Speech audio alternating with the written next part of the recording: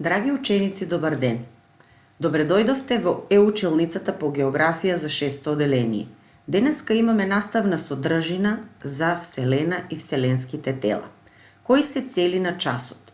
Целите на часот е да умеат учениците да објаснат состојалиште, хоризонт и хоризонтова линија, да ги класифицираат и разликуваат небесните тела според изгледот, да ја опишуваат Вселената и звездите и да се здобијат со представа за големината на небесниот или вселенскиот простор.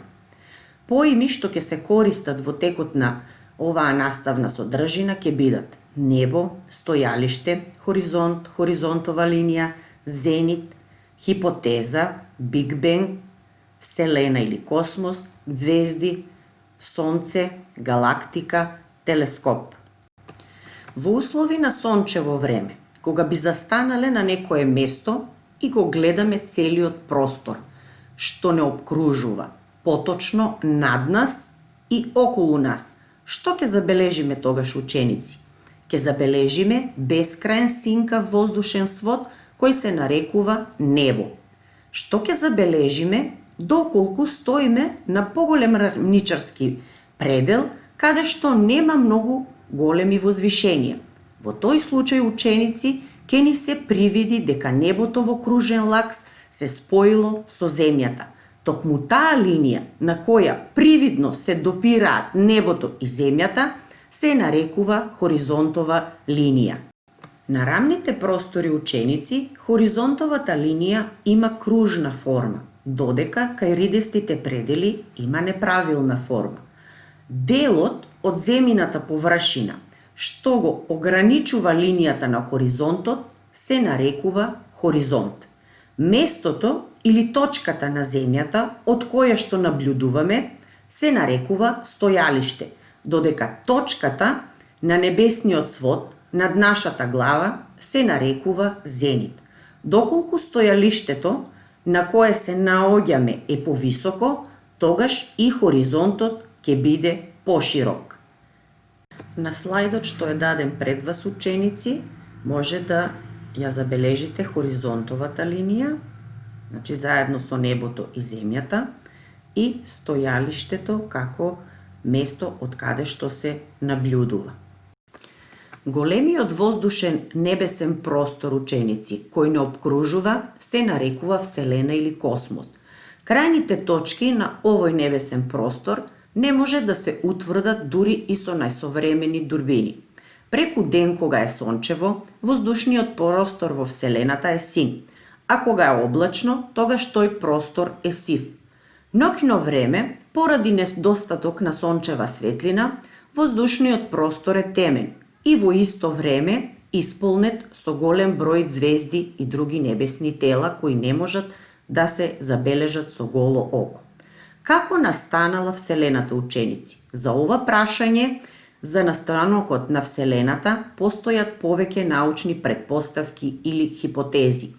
Една од хипотезите е тврдењето на стручњаците за астрономија кои велат дека Вселената настанала после една голема експлозија наречена Биг Бенг. На овој слайд можете да видите, значи, како е представена оваа голема експлозија. Кога небото во ноќните часови, ученици, е чисто и јасно, ќе забележиме многу светли точки, поточно небесни тела. Тие небесни тела се усвитени, гасовити и зрачат своја топлина и светлина и се нарекуваат звезди.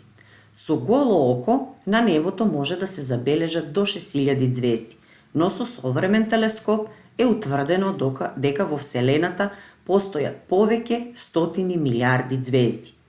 Звездите имаат постојана местоположба или незначително ја менуваат својата положба, која може да се види само во текот на подолг период на наблюдување.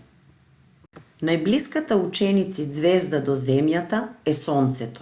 Во Вселената постојат многубројни поголеми звезди од Сонцето, но бидејќи се на голема оддалеченост од Земјата, можеме да ги забележиме како многу мали, светли и трепкави небесни тела. На самиот слайд можете да видите Значи, како изгледа полно небо со звезди и нашата најблиска звезда Сонцето. Првите астрономи уште во минатото ученици ги наблюдувале и групирале звездите. Група од повеќе звезди се нарекува созвездие. Најпознати созвездија се големата и малата мечка со најпознатата звезда Северница или поларна звезда, понатаму Орион, Бик, Близнаци, Зајак, созвездието Големо куче со најсјајната звезда Сириус и така натаму. На овој слайд можете да видите една од созвездијата Мала и Голема мечка. Сите звезди и созвездија ученици кои се гледаат со телескоп го формираат големиот звездест облак кој во науката се нарекува галактика или млечен пат. Кај нашиот народ овој звездест облак е познат под името Кумова слама, кој има над 200 милиарди звезди. На овој слайд можете да видите како изгледа нашата галактика. На самиот крај од оваа видеопрезентација имам задача за учениците, каде што од нив се бара да се потрудат да ја скицираат Вселената. Како дополнителна задача имаат видеа кои треба да ги проследат на даделите линкови. За крај ви благодарам на вниманието, се гледаме во некое наредно видеоиздание. Довидување.